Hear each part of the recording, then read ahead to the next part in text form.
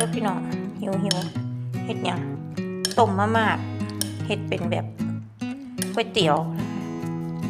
ใส่อะไรเหมือนเย็นตาโฟแต่เราไม่มีไอสีชมพูนะคะใส่นี่ด้วยหมึกกรอบนะคะหมูบดหมูชิ้นไข่ลงไปด้วยโอ้จักแม่นคิดเป็นก๋วยเตี๋ยวหรือที่เป็นสุกี้บ่ฮู้เด้อพี่น้องมิกผสมหิวมาเฮ็ดกินง่ายๆวัตถุดิบในบ้านในเรือนสดน้ำโกโก้พี่น้องเอ้ยคืออยากก็เลยเฮ็ดใส่รวมมิกผสมไปโหลดพี่น้องกินได้หมดแสบเซ้ยคือเก่า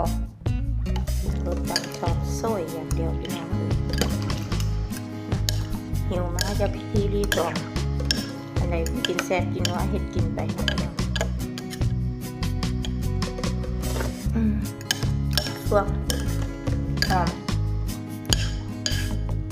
เป็นซุกี้ก็ได้ก๋วยเตี๋ยวก็ได้มีมันมีในครัวเงินเราก็เฮ็ดไปหมึกกรอบ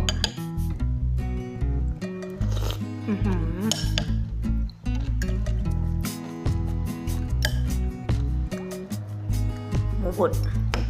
หมูชิ้นใส่ลงไปเลย